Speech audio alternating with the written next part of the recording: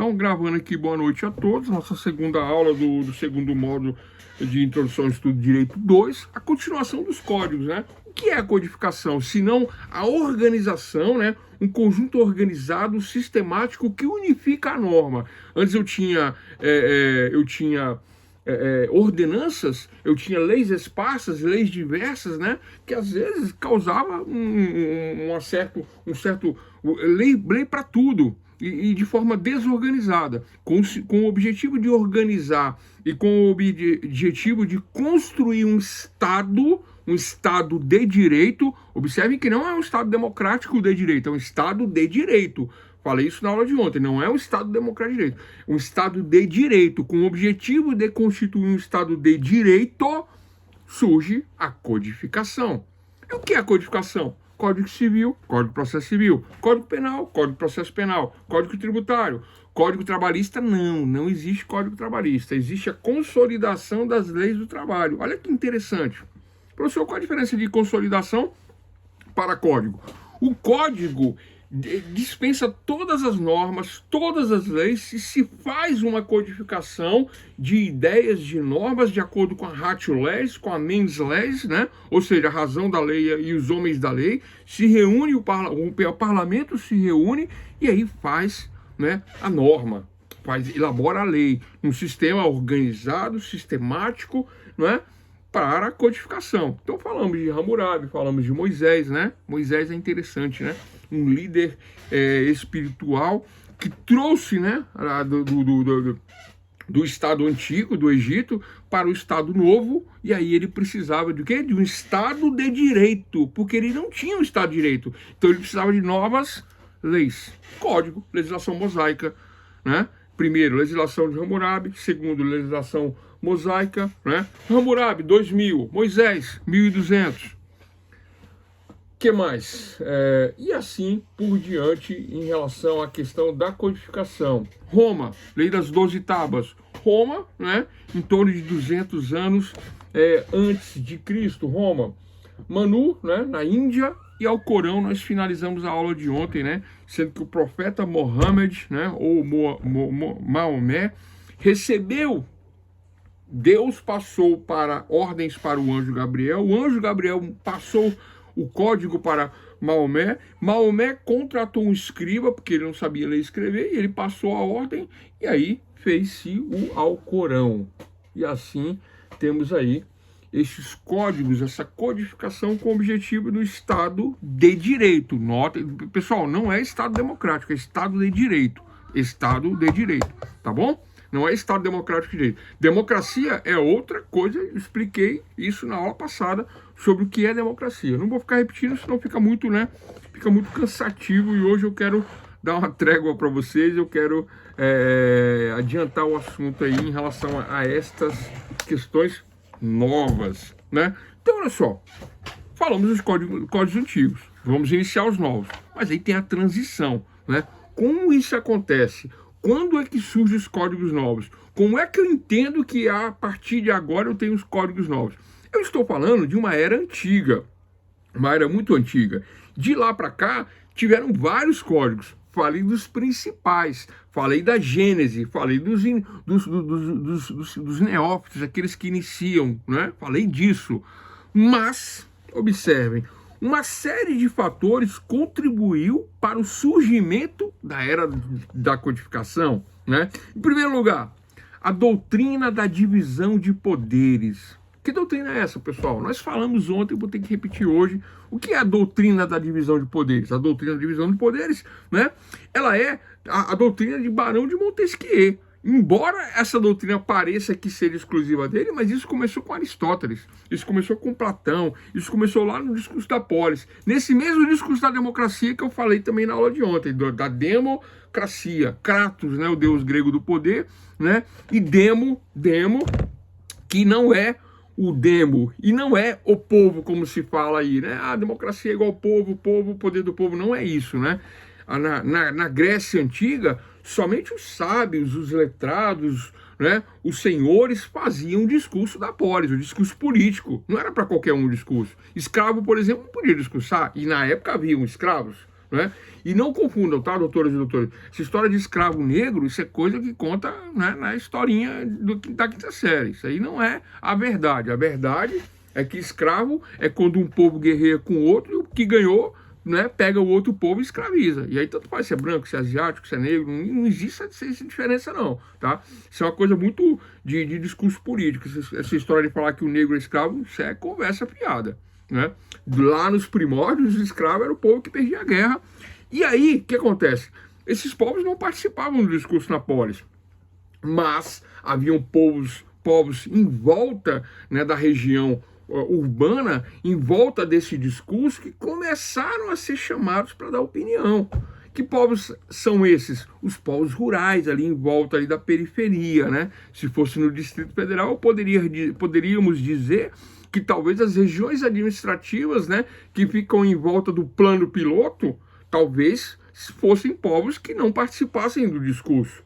Ou talvez eu possa dizer que o entorno não participasse do discurso. Mas o pessoal do lado do miolo, do plano piloto, fala, não, vocês que estão sempre aqui observando, eu gostaria de saber a opinião de vocês. Então os povos demos, tá? Os povos demos, que eram os povos rurais, agrícolas, que não começaram a ser chamados para o discurso da política, discurso da política.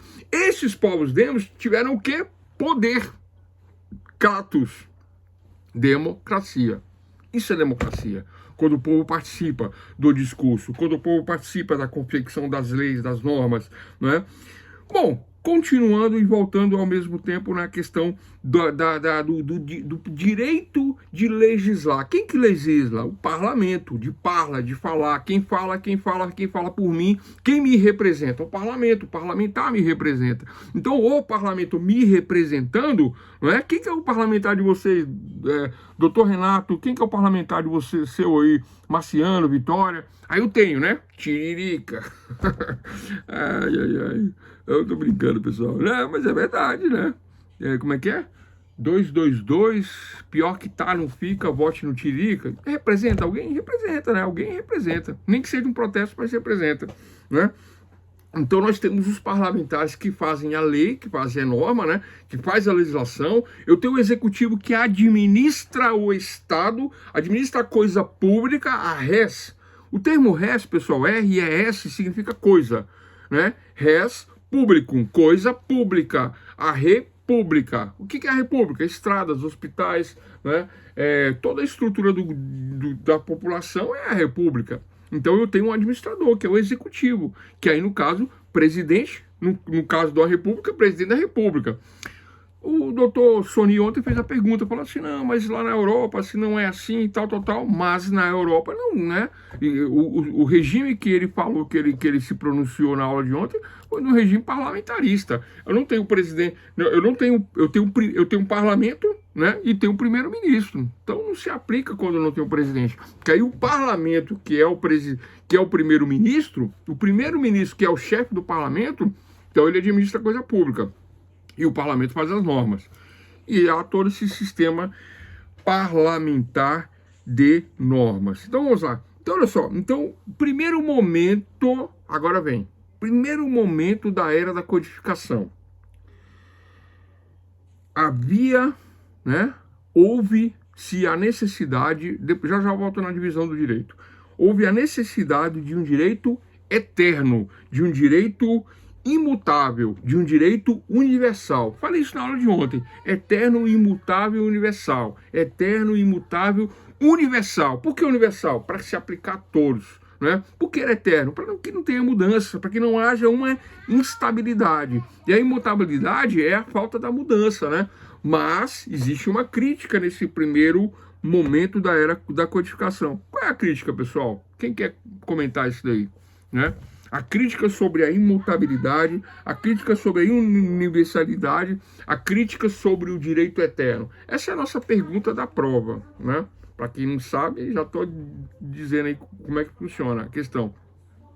Quando vocês forem fazer concurso para magistratura, delegado, juiz, promotor e etc. tal, vai cair assim, né? Eles não vão perguntar sobre a era da codificação, comente, né? Comente uma das razões que se exigiu a confecção de um código. Não vai ser assim, vai ser isso, mas vai ser assim. Comente os motivos do surgimento da codificação e qual a crítica que se fez a isso. O motivo? Unificação da norma. Qual a crítica? Engessamento da norma. Lembra da aula de ontem, pessoal? Engessamento. Engessa a norma, né? Porque a codificação tem essa característica, né, de eterno, imutável e universal, mas aí tem a característica do engessamento da norma, porque a norma fica engessada, né? E o engessamento da norma, entre aspas, né, me leva a crer que a norma, né, ela paralisa a sociedade aí. Aí eu comentei a questão do adultério. Lembra que eu falei do adultério? Né? As pessoas não ligam mais para traição. É claro que liga, né? Mas existe toda uma cultura, toda uma ideologia e existe uma maioria que acha que tá tudo bem, né? Poliamor, ele com ele, ela com ela, casal, trisal, grupos, né? Numa situação como essa daí. Aí que acontece, né? Há uma desconexão, há uma evolução que não é evolução. Por isso que eu digo que não é evolução, porque a sociedade não evolui, a sociedade aceita. O que aceita? Aceita aí o adultério. Aí o adultério foi tirado, derrogado do Código Penal. Não houve abrogação do Código Penal, houve derrogação do Código Penal, tirando o adultério do crime. Por conta do quê? Por conta de um direito eterno, imutável e universal, por conta de um engessamento que não é aceitável na norma. Então, a primeira característica da codificação, pessoal, anote aí, direito eterno, imutável e universal, né, é o objetivo. Buscar este direito eterno, imutável e universal num primeiro momento. Segundo momento, além disso que eu falei, né, eu pretendo, com o código, promover a unificação do direito. Olha só, no primeiro momento, um direito eterno, imutável e universal. Eterno, imutável e universal. Primeiro momento. Segundo momento, unificação do direito. Unificação do direito é o segundo momento. E terceiro e último momento, tá? O terceiro e último momento é o constitucionalismo. Isso eu não falei na aula de ontem. Então, primeiro momento, né? Elimina todas as normas, elimina as normas esparsas, elimina as questões, né, que eu esqueci agora, as ordenanças, elimina tudo isso. E aí eu tenho um código aí. Eu tenho um código eterno, imutável e universal. Primeiro momento. Aí, o que eu quero com isso? A unificação do direito. Eu elimino tudo que é espaço, fico só com um código. Código Civil, Código Penal, Código Tributário, né? Código e etc, né? Aí, no terceiro momento, constitucionalismo. Vamos falar disso? Constitucionalismo? Eu tenho Estado de Direito. Não é Estado Democrático de Direito, eu tenho Estado de Direito. Como é que funciona o Estado de Direito? Acabei de comentar várias vezes aí, né? Eu tenho um discurso na polis, eu tenho que organizar e administrar coisa pública e eu tenho as leis. E é as leis que vão embasar o meu Estado de Direito. Mas aí eu começo pelo código? Não. Tá aí o terceiro momento da codificação, que na verdade é o início de tudo. Então eu penso no eterno, imutável e universal, primeiro momento. Eu penso na unificação do direito, segundo momento. Agora, para iniciar tudo isso, eu começo pela Constituição. É isso, pessoal. Tá? Pergunta da prova lá, a redação da prova. Fale sobre a era da codificação. Vou comentar esses três momentos aqui, do jeito que eu acabei de comentar agora. No constitucionalismo, na Constituição, vocês devem dizer que, para se iniciar o Estado de Direito, eu preciso de uma Constituição. Constituição de quê? Da res publicum. Constituição da coisa pública. Constituição é aquele papelzinho que vai me dizer como que eu vou administrar a coisa pública. Aí eu volto naquele exemplo que eu já dei na aula de Ciências Políticas, já dei aqui também, introdução, no módulo passado. Qual é o exemplo, pessoal? Do condomínio. Eu gosto desse exemplo. Tem gente que não gosta, mas eu gosto. O pessoal não gosta porque diz que não é de nenhum doutrinador, porque é meu, né? Então o doutrinador aqui sou eu agora. Então eu estou no meu apartamento que eu acabei de comprar novinho. Eu abro a porta, né? Aí de frente pro meu apartamento tá o Renato. Do lado tá o Marciano, do outro lado tá a Vitória, mas no corredor tá a Emanuele. Eu saio pelo corredor, olha só, eu tô no meu apartamento. No meu apartamento eu posso fazer o que quiser.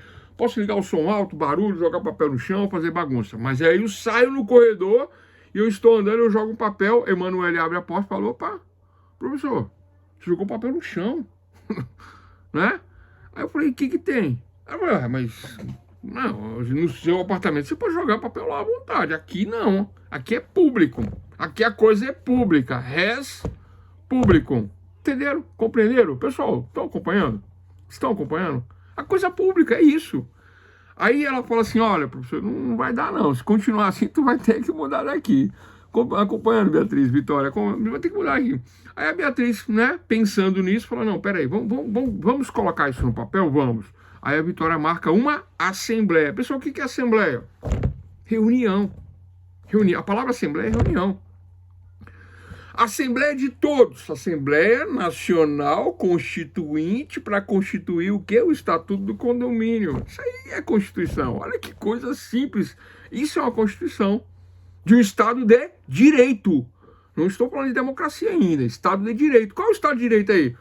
As regras do condomínio é o Estado de Direito. Aí eu tenho o Estado de Direito, que é a Assembleia, né? Numa Assembleia, numa reunião com os presentes ali, votam, escolhe um síndico, um poder executivo. Todos são do legislativo, fazem as leis, fazem as normas. Tranquilo? E se tiver problema, aí teria que ter alguém para julgar, que pode ser no próprio condomínio, num tribunal privado, né? Ou mandar para o judiciário mesmo. Que aí já está falando de condomínio, né? Manda para o judiciário. Executivo, legislativo, judiciário. Então, esse terceiro momento da era da Constituição, que é o constitucionalismo, marca, né, aí o primeiro momento, na verdade, da era do constitucionalismo. Só que, anotem, doutores, o constitucionalismo ele só surge na segunda fase, ele não surge na primeira fase. Não existe constitucionalismo em Hammurabi, Moisés, não. Nesse pessoal das antigas aí, né, vamos falar assim essa palavra, dos códigos antigos, não tem o constitucionalismo. O constitucionalismo não é dos códigos antigos. O constitucionalismo é na divisão entre os antigos e os novos. Onde está essa divisão? Quem é essa divisão? Ou o que é essa divisão? Ou que momento da história eu tenho essa divisão? Quem é que poderia responder isso? Quem é que lembra? Eu falei na aula passada, vou repetir agora. Para não perder tempo, eu me pergunto e eu respondo. A divisão são as revoluções. Ah, professor, eu sabia, mas eu fiquei na dúvida. É a revolução. E a francesa, ela não é a mais importante. Ela é a mais importante para o nosso país. Eu já expliquei isso aí. É por quê? Porque da Revolução Francesa tem o Código Napoleônico, o Código Napoleão de 1747, né? E o Código Francês é o que inspirou o Código Brasileiro. Na verdade, o brasileiro é uma cópia do francês naquela época. Código Civil Brasileiro, tá? Mas daqui a pouco eu volto no Código de Napoleão, no Código Brasileiro, que eu ainda tenho que fazer a passagem. Então, a Revolução Francesa é um momento constitucional, que até então não tinha Constituição, tinham códigos antigos e eu tinha ainda uma autocracia, uma monarquia, mono né? E um governo de uma pessoa só, de forma autocrática. Esquece a democracia. Mas aí a Revolução Inglesa, que foi a primeira, a maior de todas. Notem, doutoras e doutores, que toda revolução envolve sangue. Ah, professor, mas o que é isso? É coisa de vampiro? É briga? É tudo isso aí. Né? A revolução, quando eu falo revolução, sangue. O que é sangue? Tem morte. Né? Eu fiz assim por causa de França, né? O cara que inventou a guilhotina era da França, inclusive, né? Não testou nele, mas ele perdeu a cabeça dele, porque a guilhotina era feita para matar os líderes, né, arrancando a cabeça dos líderes. Isso aconteceu na Revolução Francesa, mas isso é da francesa, porque as primeiras revoluções são as mais importantes, que é a Revolução Inglesa, né, depois americana, depois francesa. Essas são as grandes revoluções e nelas aconteceram as constituições de cada país, de cada momento, até chegar na Revolução Francesa, com aquela história da tomada da Bastilha, né? Eu vejo essa história, eu não gosto de contar essa história, né? Porque não me soa verdadeiro isso, né? Mas eu não vou entrar nesse mérito nem nessa questão, não. Mas não sou a verdadeira tomada da Bastilha. Primeiro que a tomada da Bastilha, o que era a Bastilha, né? A Bastilha, na entrada da França, é tipo uma cadeia pequena, né? Um círculo, né? Com uma muralha. Tinha um preso na Bastilha. E eu acho que 4, 5 funcionários tomando conta de tudo lá. É isso. Aí teve uma movimentação cultural, ideológica, né? E coisas que estavam desagradando o povo. Estou resumindo a história, tá, pessoal? Aí houve né? Insuflaram a população contra o governo, o povo foi lá e tomou a Bastilha. É isso, entrou e tomou, soltou o preso, liberou os guardas, ou matou os guardas, não lembro da história, tomada da Bastilha. A partir daí, né, eles incutiram na cabeça do povo, ó, tá vendo o poder que vocês têm? Vocês não sabiam, né? Olha o poder que vocês têm. Tomaram a Bastilha, tomaram a Bastilha. A partir daí, começa o movimento da Revolução Francesa. Aí tem toda uma história, né? Que aí acho que vocês até estudaram sobre isso aí no módulo passado de outro professor, não é meu. Não é verdade isso aí? Não é por aí, pessoal, o negócio da Revolução Francesa? O importante disto, né, para nós aqui, é compreendermos que é nessas revoluções que surge a Constituição de cada momento, né? O constitucionalismo. Então, ó, pessoal, vocês estão prestando atenção, né? Segunda-feira a prova vai ser objetiva e nós teremos uma questão discursiva. E já estou adiantando, era da codificação e constitucionalismo. Então, professor, você não avisou, não deu tempo de eu fazer, não consigo. Negativo. E não vou aceitar IA, nem copiar, colar, porque a gente sabe quando é. Se não for com as palavras de vocês, o que eu estou falando aqui nesses 3 momentos, do jeito que está falando, já sabe que a questão tá zerada.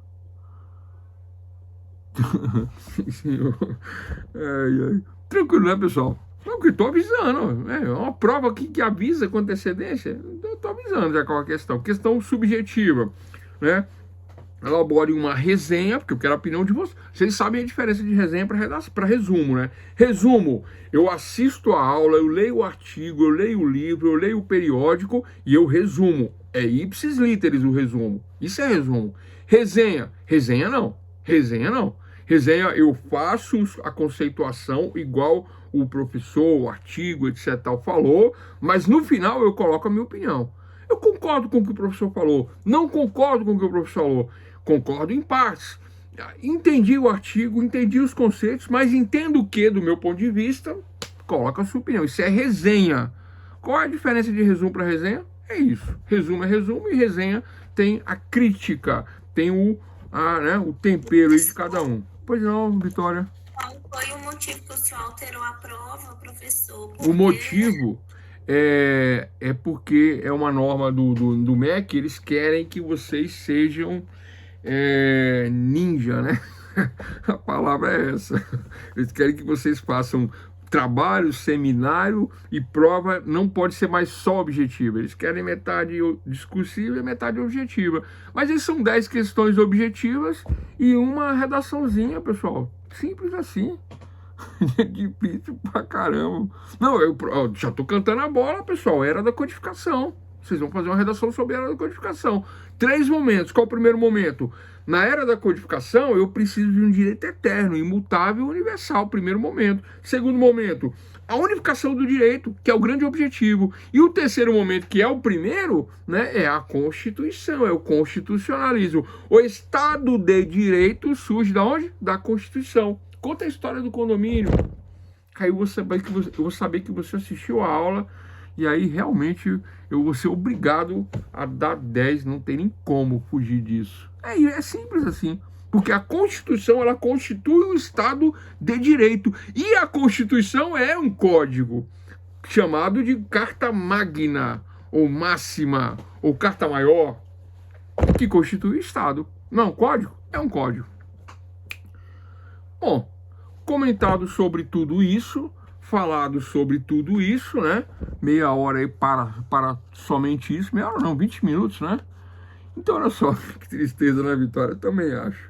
Mas eu queria fazer objetiva, como sempre, mas aí o pessoal veio com essa aí. Eu não achei ruim, mas também não achei bom, não. Porque me dá mais trabalho, eu tenho que ficar lendo um monte de coisa, vocês não têm noção de como é muita coisa. Vamos lá. Olha só, doutoras e doutores. Então, a partir do momento que surgem essas revoluções, surgem as constituições, não é? As primeiras constituições, só que agora, atenção, agora vem para falar do primeiro código, Código Civil da Prússia. Para falarmos do primeiro código, o primeiro processo codificador, agora vem o detalhe que diferencia os novos dos antigos. A passagem era da codificação nesses três momentos que eu falei. Agora vamos para os novos. Os novos, o primeiro é o Código Civil da Prússia. O que ele tem diferente dos outros? Mole, fácil, né? Ele entrou em vigor em 1794. Notem que as revoluções são de 1700, né? Por aí, tá? Tem mais coisa para falar, mas se eu ficar voltando muito na história, aí a aula fica muito cansativa, né? Vou ter que falar, não vai ter jeito.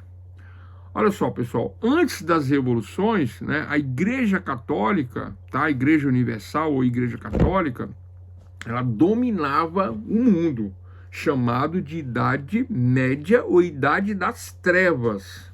O que são trevas? Trevas da ignorância, trevas da ausência do conhecimento provocado pela Igreja Católica. Por isso que eu falei do filme ontem, Alexandria. O filme Alexandria, né, retrata a queima da biblioteca de Alexandria, a implantação da religião católica por Roma, né?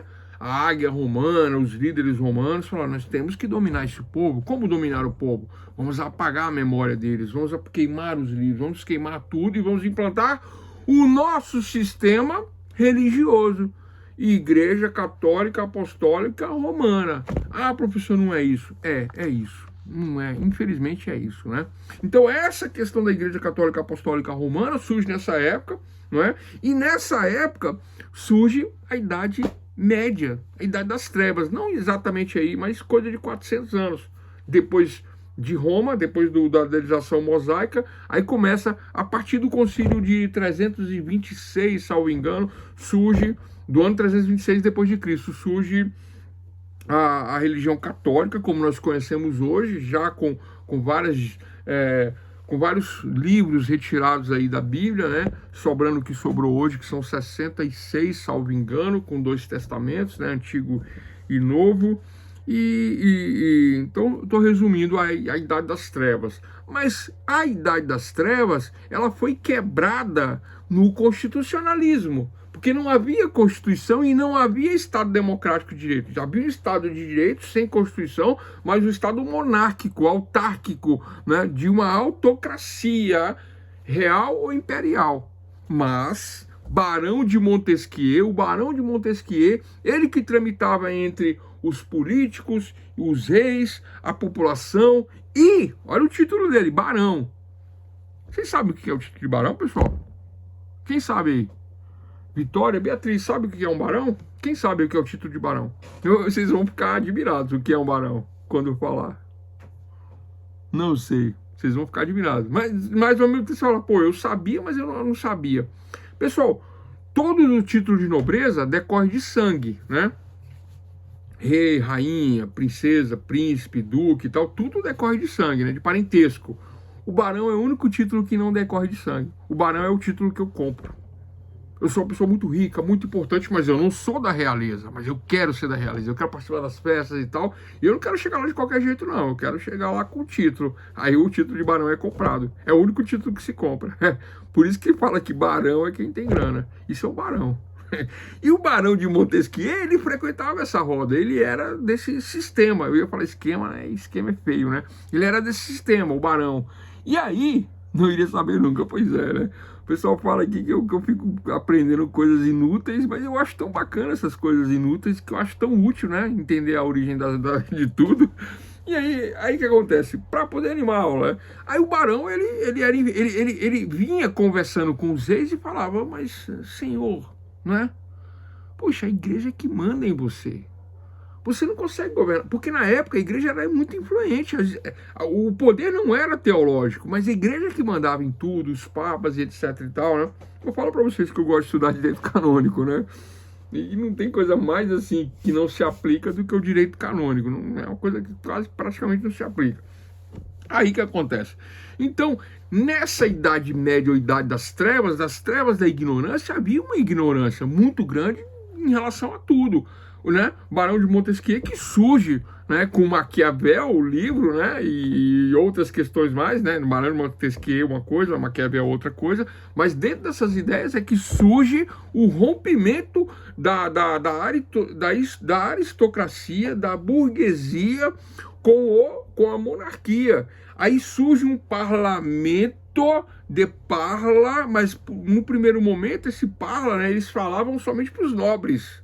Aí havendo, portanto, uma revolução burguesa, uma revolução dos burgos, que eram os grandes comerciantes ricos, que queriam romper com a monarquia. E rompem com a monarquia. Isso na Inglaterra. E rompem com a monarquia. Isso nos Estados Unidos. E rompem com a monarquia. Com a monarquia, sim. Na França. 3 momentos, 3 revoluções. Que rompimento é esse? Matam os líderes e falam, você que é novo, daqui para frente não é mais autocracia. Daqui para frente é com constituição parlamentarista. Entenderam? Uma constituição parlamentarista? Falei de democracia? Não, porque o poder ainda não era do povo, era dos burgos, era dos comerciantes, era dos aristocratas, eram dos oligarcas. É isso que eu tinha para falar. Idade Média, né? Roma, Idade Média, revoluções, aí constituições. Aí quando tem as constituições, aí pronto, aí nas constituições surgem as ideias. Vamos fazer uma democracia? Vamos. Aí eu tenho como é que é o nome dele? O contratualista mais famoso? Jean-Jacques Rousseau. Aí eu tenho Jean-Jacques Rousseau, que propõe um contrato social. Pessoal, vocês lembram do contrato social? Vocês assistiram essas aulinhas lá? 4ª série, 5ª série, né? Quando vocês eram adolescentes. Contrato social, né? Mas aqui na faculdade eu falo do contrato social em ciências políticas. Atualmente o professor é o professor Caleb. E ele dá bem essa aula, com os contratos, né? São 3 contratos, tá? Thomas Hobbes, fala muito do naturalismo, que é aquela história lá do Senhor da Guerra, que eu falei do filme de ontem, né? Isso é meio baseado em Thomas Hobbes, né? Por conta lá do monstro, que agora eu esqueci o nome. Tá dando branco. Segundo contratualista, John Locke. Esse contratualista John Locke é o contratualista que fala das constituições, fala do parlamento e surge isso na Inglaterra. Hobbes é mais antigo, é mais ius naturale. Seria a história da máquina, da ficha lá e da briga para defender eu vou contar a história toda. Eu sou o mais forte, né? E eles estão roubando o nosso peixe do outro lado do rio. Mas para mim ir lá, usar da minha força, abater o povo lá e botar eles para correr, eu quero umas concessões. Eu vou fazer isso assim, né? Ou botar minha vida em risco? Não. Quero as mulheres mais belas do reino, né? Na época, pessoal, não sou eu não, é a história. Quero bons cavalos, quero morar num castelo no meio de tudo, a gente cerca tudo e eu vou dar as ordens, eu vou ser o rei. Vocês topam? Então topa. Aí vem a primeira monarquia, a autocracia, num primeiro contrato de Thomas Hobbes, dentro de um direito natural, ius naturale. Entenderam, pessoal? Um resuminho, é isso aí. Não é uma historinha, tá? O segundo momento é de John Locke. John Locke já não é isso aí, essa coisa primitiva de Idade Média, de feudalismo. Não, John Locke já é na Revolução, já é com o parlamentarismo, já existe, já passou toda essa coisa aí, né, de feudalismo. Aí eis que surge John Locke com ideias parlamentares, de uma coisa mais organizada e com uma Constituição. John Locke. E Jean-Jacques Rousseau, ele propõe 2 contratos. Ele fala, olha, vocês burgueses, vocês representam vocês não representam o povo. Essa história de Constituição, poder do povo, que povo que está sendo representado aqui? Ninguém. Aí ele chama isso de um falso contrato. Falso contrato. Ele fala que o verdadeiro contrato é quando realmente o povo, né, tem o poder de discursar na polis, ainda que indiretamente. Que discurso é esse, pessoal? É quando eu voto no meu político favorito. Quem é o político favorito de vocês? Quem quer botar no chat aí? Quem tem coragem? Dá polêmica, né? A gente fala do político, aí vira uma guerra, né? Uns gostam de vermelho, outros gostam de amarelo, né? Não tá assim? Outros gostam de azul, né? Então dá essa polêmica. Aí começa uma guerra ideológica, porque ideologia é um discurso falso, tá, pessoal? Ideologia é um discurso falso. A ideologia é um discurso político, é um discurso falso. Eu utilizo de argumentos verdadeiros, mas eu tenho uma intenção de te convencer, de trazer um viés para o discurso com argumentos verdadeiros. Mas o meu discurso é falso, porque eu só quero te convencer. Eu não quero nem saber da tua opinião. Eu te convenço com argumentos verdadeiros, mas o meu discurso é falso, porque eu não quero nada. Eu quero só te enganar. Ideologia, um discurso de falso viés. Vou passar esse vídeo do meu canal lá sobre ideologia. É um vídeo antigo, né? Vou passar, é um dos primeiros vídeos do canal. Vou passar das aulas de ontem e dessa aula de hoje. Eu queria acabar 9 horas, mas tô vendo que não dá, não tem jeito, pessoal. Eu tomo café e é 10 horas de aula. Não gosto de políticos. Se cair o din-din no bolso, já vale a pena. É por aí. Vamos lá, então. Então, compreendido todos esses momentos, aí eu entendo agora. Primeiro código. Qual é a diferença deste para os outros? Aí acaba a Idade Média e surge luz, as trevas da ignorância. Surge luz das trevas da ignorância. Qual é a ignorância? Da Idade Média, né? Da monarquia, de tudo isso que eu acabei de falar. Que luz é essa? O conhecimento, a arte moderna. A arte moderna, pelo amor de Deus, a arte moderna é terrível, né? Mas a arte moderna quebra essas barreiras né? Antigas, rebuscadas, né?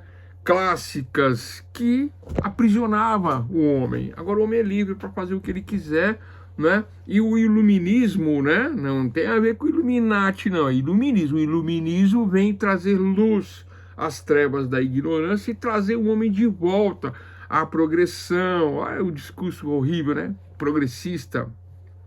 Mas não é isso, não é? É porque por isso que eu falo, ideologia, pessoal, distorce isso que eu estou falando aqui. Isso que eu estou falando é uma verdade, mas aí a ideologia pega esse discurso e fala, não, tá vendo? Eu sou progressista. E não é isso o progressismo, né?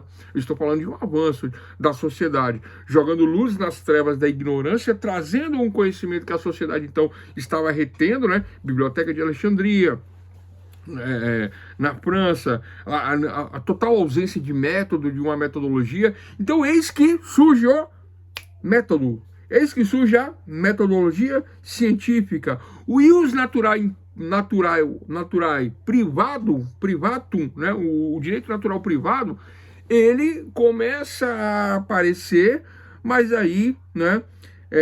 Trabalhos que resultaram no Código Civil da Prússia. Prússia, né, é o primeiro processo codificador formulado, aí vem o bizu da questão, com base científica. Então o primeiro código ele se destaca porque ele tem base científica. Então olha só, passado a Constituição, implantada a Constituição e as revoluções, eis que surge a ideia. Vamos fazer um código? Vamos. Mas não como os códigos antigos. Vamos fazer um código novo, moderno. Um código baseado em métodos, utilizando-se uma metodologia. E aí, em 1780, olha só, ali, nas revoluções, finalzinho. Acabou as revoluções, né? Temos Constituição, temos toda essa história que eu acabei de contar agora, que ela é muito maior, seriam umas 3 aulas, né, para falar de tudo, mas eu não vou fazer isso, porque o objetivo não é esse. O objetivo é dizer que o primeiro código da era moderna, que é da aula de hoje, ele tem como diferenciação de todos os outros, além de tudo que eu falei, ele se diferencia pelo método. Método científico. Ele é formulado com base científica. Tranquilo, pessoal? Essa é a diferença dos novos para os antigos. E o Código da Prússia, de 1794, né, ele entrou em vigor em 1794, começou em 80 e terminou em 1794, 14 anos para elaborar, para fazer, para ter vigor, vigência, né? Demorou 14 anos. E esse trabalho foi aprovado, mas ele é extremamente racionalista, esse primeiro código, Código da Prússia. Qual o destaque? Racionalismo exacerbado, né?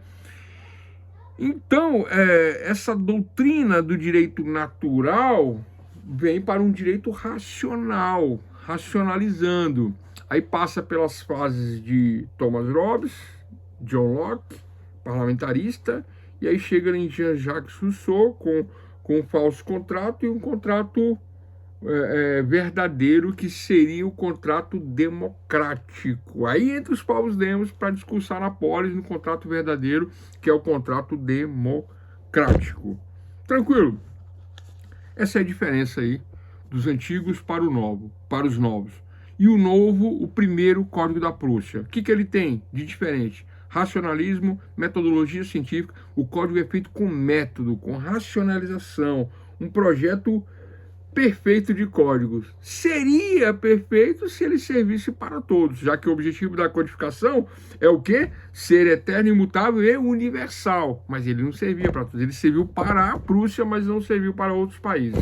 Então ele foi o primeiro por conta do método, por conta da inovação, mas ele não transformou, vai se transformando, ele não transformou o mundo, né? Ele trouxe essa novidade. Vamos lá. Código de Napoleão. Vamos falar desse segundo código, Napoleão? O Código Civil francês, que entrou em vigor em 1804, logo após a Revolução Francesa, né? Como é que fala?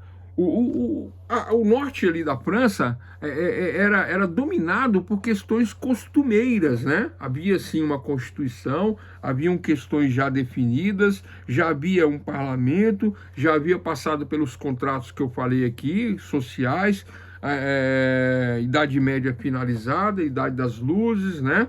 Aliás, a França é conhecida, né? Por essas questões, né? Iluministas, né? O museu lá do Louvre, né, na França, tem grandes, né, importantes obras, né, vamos dizer assim, importantes obras que retratam muito bem essas questões. Aí, olha só, visando a unificação e a reforma do direito privado, surge a ideia, vamos fazer o nosso código, né? Por isso já tem um deles, vamos fazer o nosso, porque o deles é o deles, não serve pra gente. O nosso é o nosso, e vamos fazer melhor do que o deles. Código Napoleônico, Código Civil francês, né?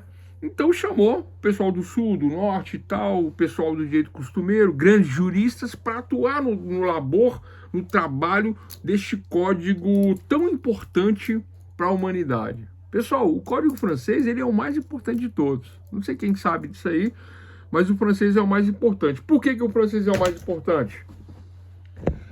Porque Napoleão Bonaparte, ele não se limitou a constituir só uma comissão. Ele escolheu pessoalmente grandes juristas, ele escolheu textos, ele escolheu normas, ele falou de costumes, ele foi pessoalmente, ele era detalhista, Napoleão Bonaparte, né, o francês. E ele fazia a seguinte questão ao finalizar cada artigo do código. Um por um, ele fiscalizava, ele conferia e ele dizia. E ele perguntava, anotem essa pergunta, é justo? É útil? Ele fazia essa pergunta. Se a norma fosse justa e útil, ela era aprovada. Se a norma fosse justa, mas não fosse útil, ou fosse útil, mas não fosse justa, a norma, o artigo do Código Civil não era aprovado. Olha que interessante.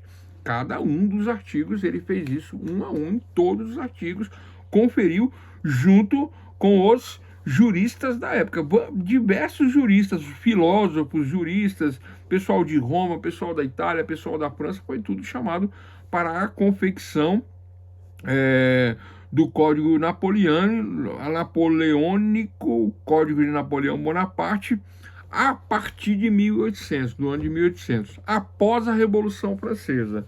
Quem é que lembra do ano da Revolução Francesa aí, pessoal? Se vocês fizerem... quem que lembra aí? Por favor, quiser colocar no chat aí. Ano da Revolução Francesa, não as outras, a Revolução Francesa. Quem que se recorda aí? Vocês fizeram um trabalho semana passada, pessoal, sobre isso. Não é da minha matéria, vocês fizeram de outra matéria aí, né? É por isso que eu falo, trabalho às vezes não avalia o aluno. É por isso que eu Por isso que nós temos 4 trabalhos na minha matéria, mais o trabalho de sábado, vídeo, seminário, e a prova agora vai ser mista aí, com objetivas e dissertativa. Porque se perguntar tem que saber, pessoal. 1789, salvo engano, né? É exatamente isso aí, obrigado, doutora Beatriz. 1789, Revolução Francesa, né?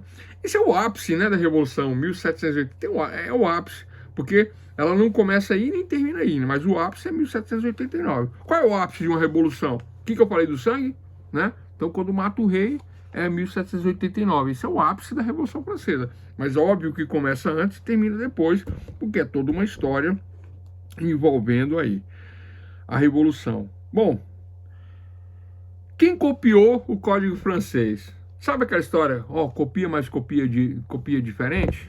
Pois é, vocês fazem isso aí, né? Ó, copia, mas copia diferente. Não, vou te mandar meu trabalho, mas se tu copiar igual, se eu pegar aí, já era, né? Zero os dois. Copia, mas copia diferente. Ai, ai, ai. Eu estudo até hoje, né? Eu faço pós-graduação. Pode olhar, mas não faz igual. Né? Copia, mas copia diferente, né? Aí eu peguei uma prova igualzinha, os mesmos acertos e os mesmos erros. E adivinha, os 2 alunos, um aluno e uma aluna, mandaram na mesma hora, no meu e-mail, na época era por e-mail, e mandaram a prova.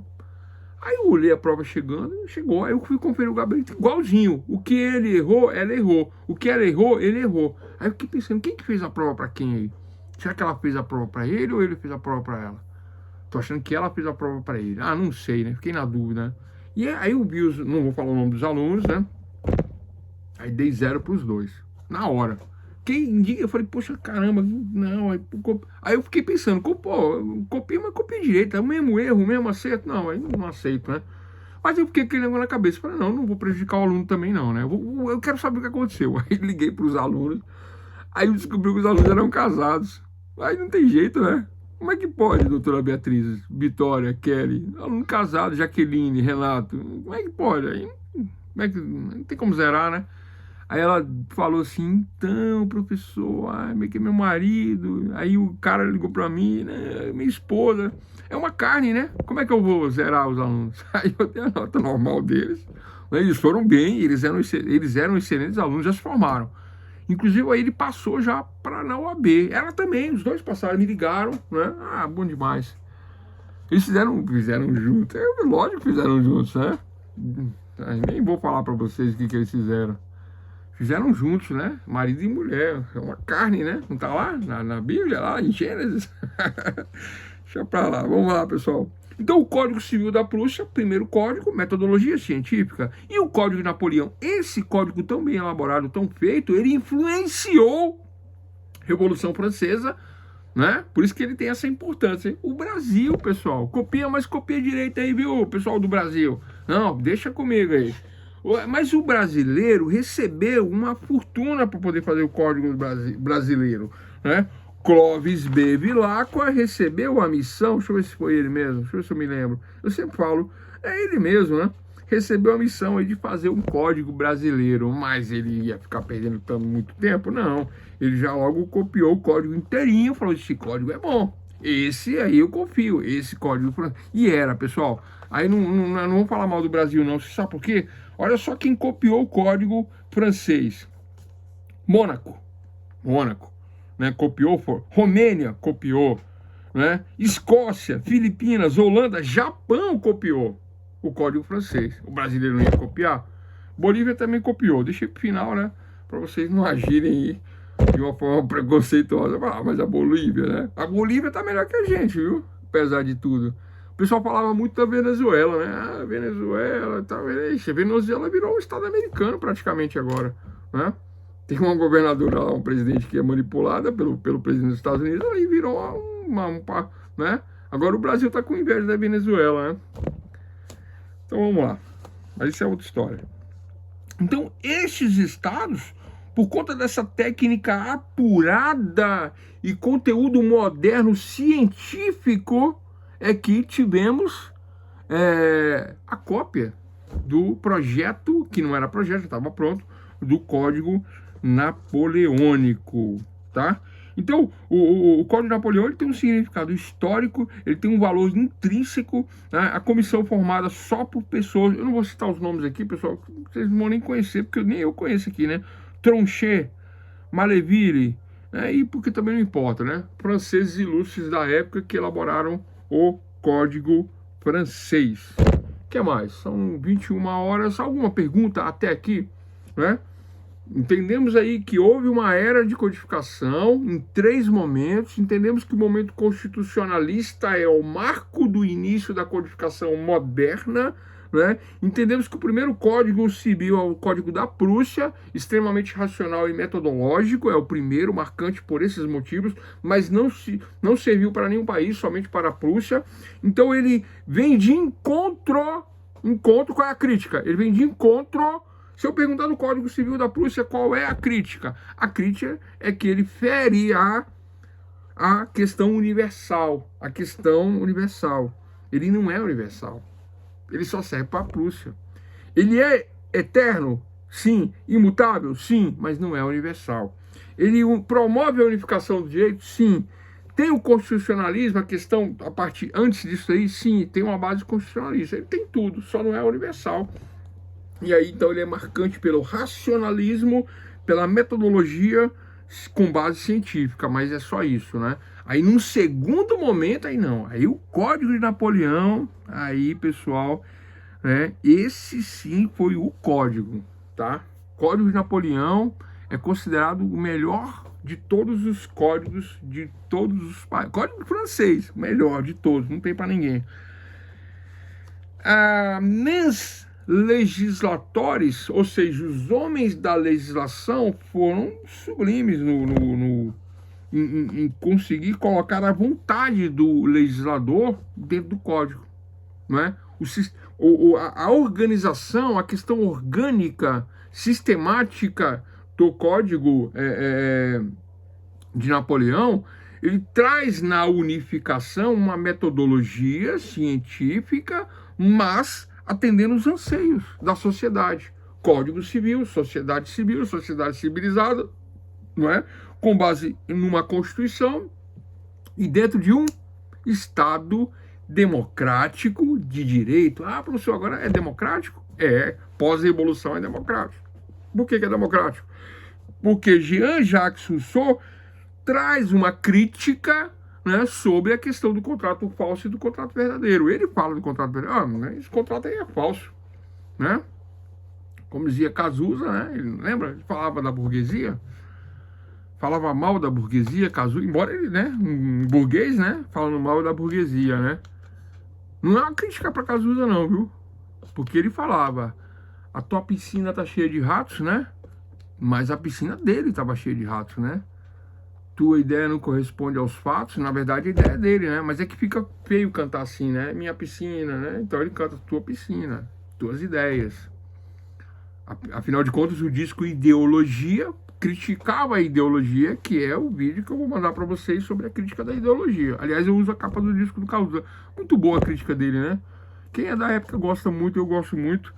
E aí, pessoal, esse contrato de Jean-Jacques Rousseau criticava isso aí. Fala, não, esse contrato aí é um contrato burguês. Cadê o povo nessa história? Então agora nós temos o Estado Democrático de Direito e temos o Código Napoleônico com a mens legislatores, ou os homens da lei, num parlamento democrático de direito. Porque Napoleão fez questão de participar e trazer isso para dentro do Código. Garantias, ordem, disciplina, questões, né? Aí vem casamento, aí vem tudo, né, pessoal? Tudo no Código francês. Tranquilo, Elvis? Tudo no Código francês. Eu achava que era tua piscina. Pois é. Não a tua piscina, pois é a tua piscina, né? Tua piscina está cheia de ratos, tua ideia não corresponde aos fatos, o tempo não para. Eu vejo um futuro repetir o passado e um museu de grandes novidades. É bom demais. Hoje né? Não, hoje eu não posso cantar, porque aí se eu cantar, aí dá problema. Aí não. É feio, fica até feio, né? A Bahia ainda trouxe algumas coisinhas assim engraçadinhas, né? Da boquinha da garrafa e tudo, mas, né? Aí depois o negócio ficou pesado, aí não dá não. Não dá não. Mas na minha época tinha esse sentido, esse significado, né? Esse significado na minha época, né? Vocês sabem, né, pessoal? Eu dou aula há muitos anos, eu dou aula há 12 anos, né? O pessoal fala, deu aula para Adão e Eva. Também, né? Também, dei aula para Adão e Eva também. Então tá bom, então? Código de Napoleão. Ai, ai, ai. Código de Napoleão. Bom, o que mais que eu tenho para falar sobre isso? Falei do contrato. Tá, a questão contratual dentro do Código de Napoleão é uma questão muito interessante, né? Os contratos, a disciplina dos contratos, o casamento, sucessão, propriedade no Código de Napoleão, ela é sensacional, ela é perfeita. E aí tem os comentaristas, mas eu não vou falar dos comentaristas não, né? Ilustres personalidades da época comentaram esse código. Tranquilo? Vamos lá. Então falei de 2 códigos modernos aí, Prússia e França. Vamos para o terceiro. Código Civil da Áustria. Pessoal, estou destacando os que marcaram, né? Claro que são vários códigos antigos e vários modernos. Então eu já falei dos antigos mais importantes, estou falando dos modernos mais importantes. Então o mais importante é o francês de Napoleão e, lógico, o brasileiro para nós, né? Mas o brasileiro, vocês já sabem, o brasileiro é uma cópia do francês. Provavelmente eu vou falar do brasileiro, daria para falar hoje, mas eu não quero cansar vocês não, né? Mas que vocês entendam que é uma cópia, eu falei, né? Copia, mas copia. Eu falo em francês, mas é feio demais falar. Eu falo, minha pronúncia em francês é muito feia. Eu estudei francês muito, mas é feio, não falo bem não. Copia, mas copia direito. Aí copiou direito, né? Tá tudo certo. Gastou-se uma fortuna para fazer o Código Brasileiro. Depois eu falo. Código Civil da Áustria, ele tem uma coisa interessante. Além da metodologia científica com base científica, lembrando que método é o caminho. Ciência é conhecimento, né? O caminho para se obter o conhecimento, metodologia científica. Então, todo o Código moderno tem metodologia científica. Então, o Código Civil da Áustria, de 1812, ele tem uma doutrina filosófica, aí que vem um ponto, da Áustria, baseada em Immanuel Kant. Professor, quem que é Immanuel Kant? Eu mesmo pergunto, eu mesmo respondo. Vocês não perguntam, né? Pessoal, não pode ter vergonha, não. Eu fui na delegacia hoje, o delegado, quer fazer uma pergunta, doutor? Aí eu falei, ixi, doutor, você falou com a pessoa que adora fazer pergunta. E se eu não tiver uma pergunta, eu vou dar um jeito de falar alguma coisa, encaixar, eu quero é participar. Aí ele interrogou, e no final eu tinha um monte de perguntas, e eu fiz as perguntas. Aí ele falou, não, tá bom, eu já entendi, já. Tem que fazer pergunta, pessoal. Então, o Código Civil da Áustria, ele é influenciado pela doutrina de Immanuel Kant e recebe a metodologia científica, tá? Este influenciador, né? Ele é um ilustre jurista, ele marca a época, ele marca a história, né?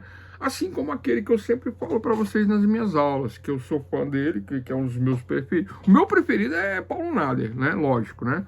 O doutrinador, o escritor, jurista Paulo Nader é o meu preferido para a introdução ao estudo de direito. Mas o meu preferido da filosofia é o jurista Miguel Reale, né? Eu já falei isso aqui outras vezes, são os meus preferidos, vocês podem ter os preferidos de vocês. Miguel Reale eu li uma vez, não entendi nada, mas foi o livro que eu vim fazer faculdade de Direito e estou aqui até hoje. Aí li 2, li 3, li 4, li 5, aí li outros livros, para entender demorou muito, e até hoje eu ainda tenho dificuldade com algumas coisas, mas hoje eu entendo. Depois de 5, 6 leituras, porque eu já perdi as contas de quantas vezes eu li, fora aqueles capítulos que você tem que sempre dar uma relida, né? Mas ali estão os princípios do direito, a gênese, né? Onde surge ideias de filosofia, porque Reale ele traz essas ideias dele, mas ele traz Immanuel Kant, né? Eu falo assim, pessoal, né? Vocês me desculpem a minha pronúncia, né? Nem é Kant, é Kant mesmo, né? Immanuel Kant, ele traz Hans Kelsen e traz diversos outros juristas, Aristóteles, Platão, é por isso que eu gosto de Reale também, né? Porque ele tem essa base. Bom, então é isso aí, o Código Civil da Áustria. Código Civil da Áustria combateu ideias iluministas num primeiro momento. Então ele tinha também um combate aí, o da Áustria, a ideias iluministas, se apegando em coisas do passado. Então por isso ele não é um código bom, né? Ele chega a ser classificado como, né, um código racional, com metodologia e tudo, mas muito distante do Código Civil francês. O Código Civil francês, ele é muito à frente da sua própria época, resolvendo todas as questões. Então os outros códigos ficaram que apagados próximo ao Código da França. Então eu falei aí de Código da Prússia, falei de Código de Napoleão, falei agora de Código da Áustria. Tranquilo, doutores e doutoras? Tranquilo, né? Tem uma polêmica aqui, nessa era da codificação, que é aquela polêmica do engessamento da norma, do engessamento da sociedade. Nós já falamos isso na aula de ontem, exaustivamente, no início da aula de hoje, sobre engessamento, né? Esse engessamento diz que os códigos, talvez eles venham a engessar esse direito por conta dessa característica da imutabilidade, do eterno e do universal, né? Então talvez, né, a crítica era um engessamento por conta dessas características. Mas doutoras e doutores, eu pergunto e eu mesmo respondo, ou vocês podem me ajudar, né? Existe esse engessamento quando há uma codificação? Sim ou não? Quem sabe dizer isso aí? Existe esse engessamento? A crítica é essa. A crítica de Savigny, Thibault, a crítica de quem mais? O próprio Kelsen fala disso aí. Hans Kelsen, que é o positivista, né? O cara da positivação, falou em direito positivo, direito expresso, direito escrito, codificação, lei, norma. Kelsen é o cara da positivação. Kelsen falava, não, se não está escrito, não é lei. Bota no papel, vamos positivar tudo aí, vamos fazer a norma. Hans Kelsen. Aí Weber vem e fala assim, não, mas, caro amigo, né? Como assim você quer engessar a norma? Weber diz isso aí, ele é subjetivista, né? Ele fala, não, mas aí tem isso depende de uma interpretação. E se ele disse mais e queria dizer menos? E se ele disse menos e queria dizer mais? Né? A hermenêutica, né? Weber é adepto da hermenêutica, né? Não sou eu não, pessoal, Max Weber. Mas, Kelsen falava, não, mas isso aí gera muita confusão. Eu vou acabar cometendo um erro, porque vai vir dois casos iguais e eu posso dar decisões diferentes para esses dois casos iguais. Dois casos iguais, decisões iguais, não diferentes, né? Aí Weber diz assim, não, mas às vezes não vai ser 100% ali igual, pode ser que haja uma pequena divergência que modifique tudo. É a questão subjetiva. Aí vem a crítica do engessamento. Se eu engessar, eu não posso interpretar. Ou eu posso interpretar? Aí é isso que surge a hermenêutica, que é uma outra história que eu vou contar na aula de amanhã, sobre Hermes, né? Apesar que eu já contei essa história, né? Hermes era um deus híbrido, né?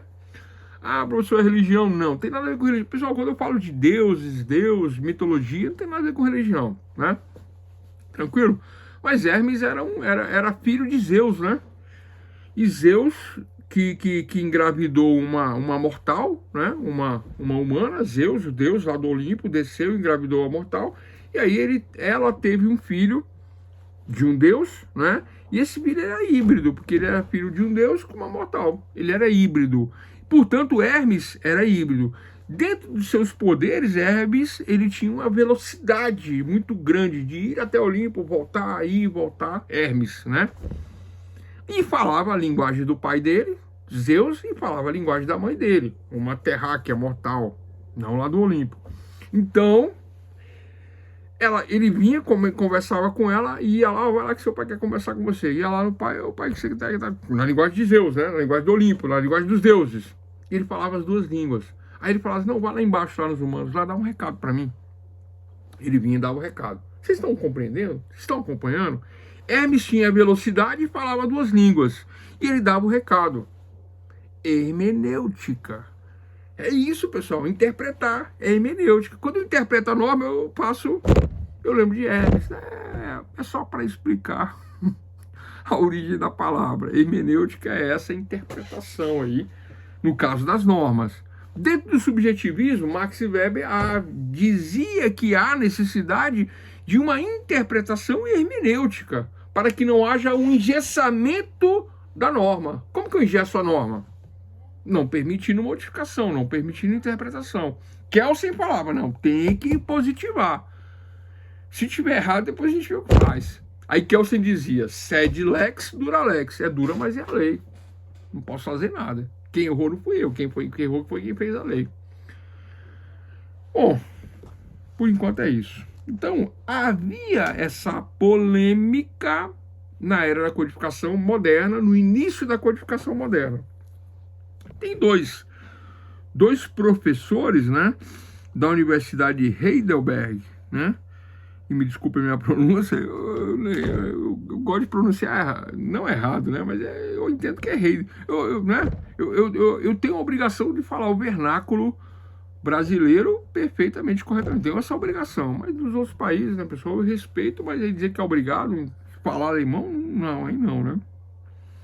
Então, ela é da Universidade de Heidelberg, né? Aí são dois caras, Thibault e Savigny. Se eu estiver falando errado, me corrijam, por favor. Quem sabe aí a pronúncia?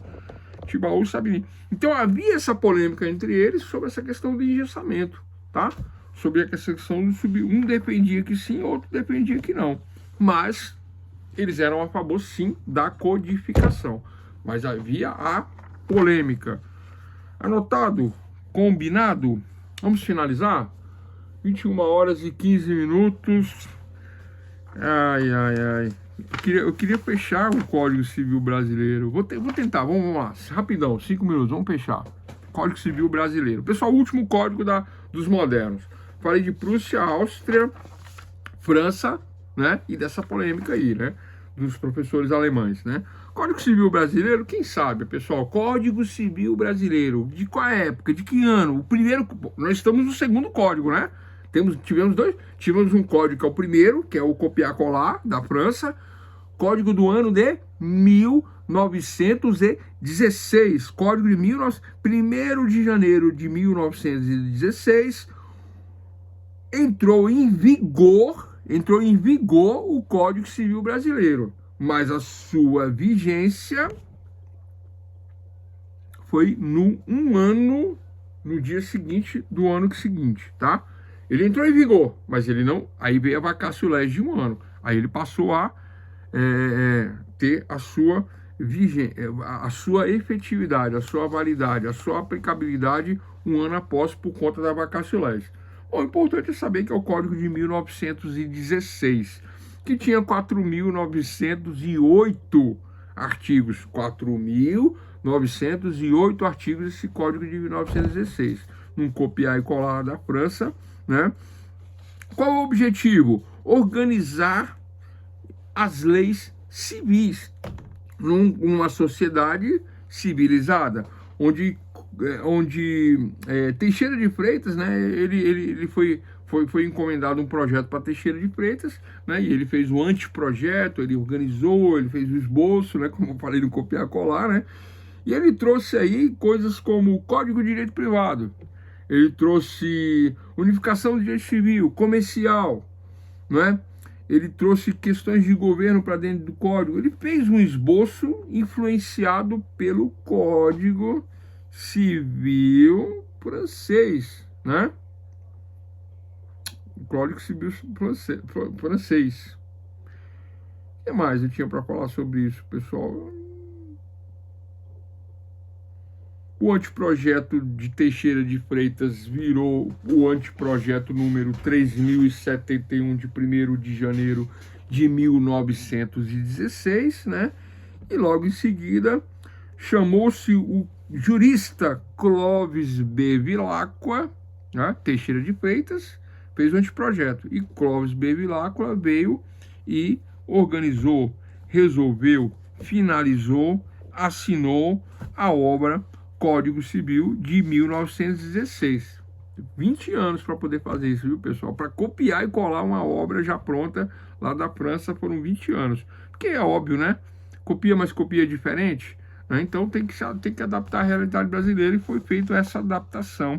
E chamou-se aí grandes juristas do nosso país, da nossa época, tá? Esses aqui eu posso até falar, né? Um deles, vamos lá, anotem aí não precisa anotar, né? Um deles que participou do Código Civil Brasileiro de 1996, o meu professor Miguel Reale, né? Ele assumiu a coordenação geral da comissão encarregada de elaborar o anteprojeto. Miguel Reale participou de 1916. O que mais? Aí vem Clóvis Bevilacqua, José Carlos Moreira, Agostinho Neves, Arruda Alvim, né? Arruda Alvim, o maior processualista brasileiro, Arruda Alvim. Professor, mas você está falando de pessoas que eu nunca ouvi falar. Pois é, pessoal, vai se acostumando aí, porque essa turma aí vai fazer parte da vida de vocês, né? Já faz parte da vida de vocês, né? Arruda, como é que é o nome daquele cara? Vambier, né? Eu tenho. É que a bagunça aqui. Pessoal, se vocês virem aqui, o que tem de livro aqui espalhado aqui, mas eu não vou mostrar não, que dá vergonha a bagunça de livro, né? Mas eu tenho todos esses livros que eu tô falando aqui, que eu sou da época dos livros, né? Eu leio, gosto de ler livro. Eu acho muito ruim ler no celular, no computador. O computador ainda vai, mas no celular é muito pequena a letra. Eu já não tô enxergando mais, né? O livro não, o livro é gostoso de ler, grifar, passa o amarelo, passa o lápis, né? E aí vai fazendo as marquinhas e tal, é uma maravilha. Aí, eu no começo eu não riscava os livros, né? O livro era sagrado. Mas o mais gostoso é riscar o livro todinho, fazer marcação, faz um xizinho e tal. Isso é o mais gostoso. Tranquilo? Clóvis Bevilacqua, Código Civil Brasileiro de 1916. Agora vamos lá, para fechar a aula.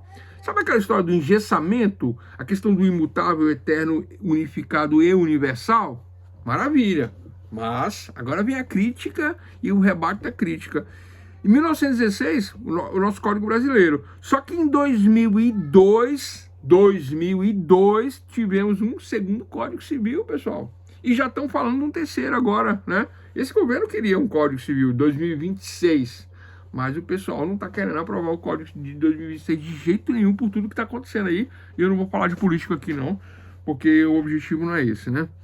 Mas 2002 eliminou 1916, tivemos um novo código de 2002. 2002 houve a abrogação, não é derrogação, a abrogação do Código Civil de 1916, entrando o Código Civil de 2002 com diversas novidades, né? Portanto, quebrando aí a questão do engessamento. Se há novidades, se há alterações na sociedade, aí pessoal, não é evolução, tá? E não é progresso, nem evolução nem progresso, esquece essas palavras aí, isso não existe. Existe uma adaptação social, a sociedade se modifica e não evolui nem progride, são modificações, tá?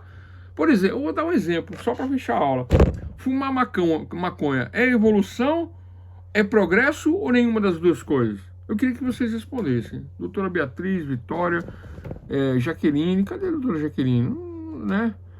Eu queria que vocês respondessem essa questão, para a gente finalizar a aula.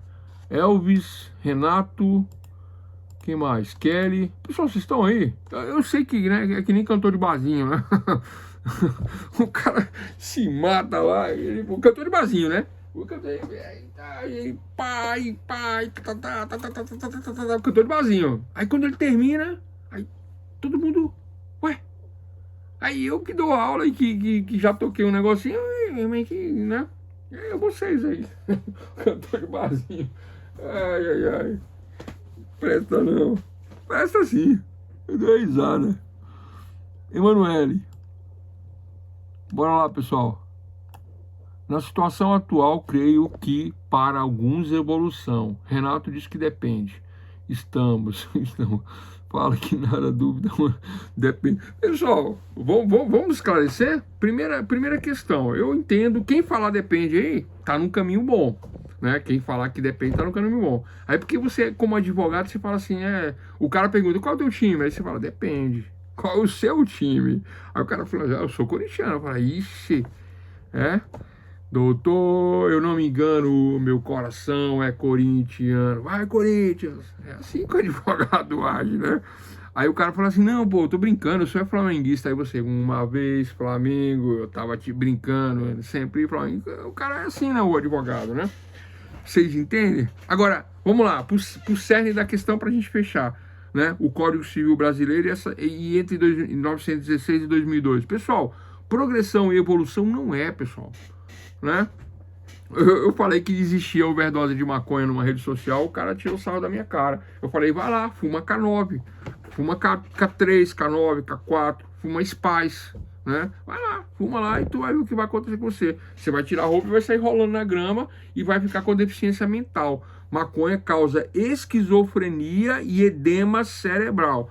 Estudante de direito não pode usar droga. Vocês querem aprender, quer dar carteirada de delegado, advogado, promotor, justiça, não pode. Então, pessoal, maconha não é evolução, nem é progressão. É uma adaptação social.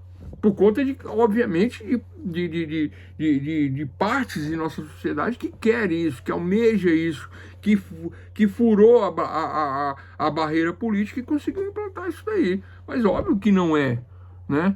Maconha lesa o cara, na minha opinião, sim. Eu posso até estar enganado, mas eu acho que não, pessoal. Eu passei na OAB de primeira, nunca quis ser nada além de ser advogado e professor e consegui as duas coisas.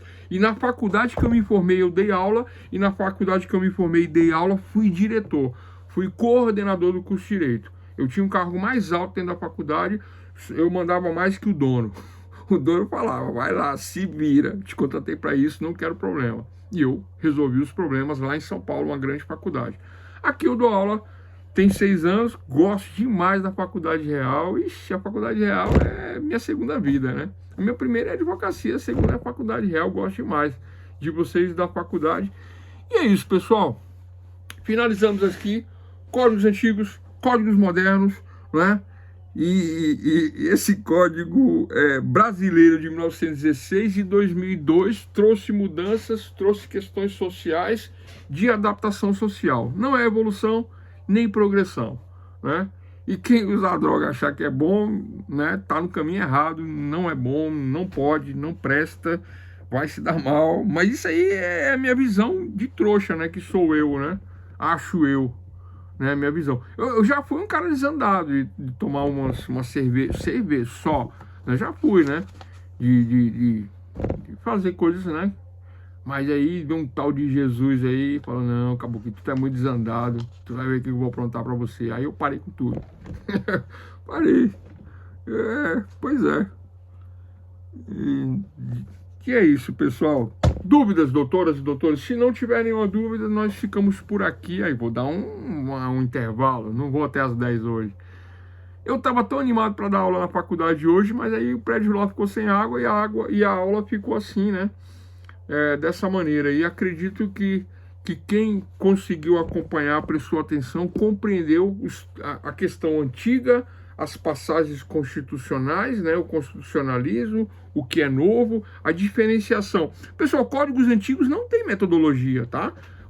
Olho por olho, dele por dentro, não tem uma metodologia científica. O método é o caminho na busca do conhecimento. Esse método aí tem a metodologia, mas a aula de metodologia, de pesquisa jurídica, não é a nossa aula aqui.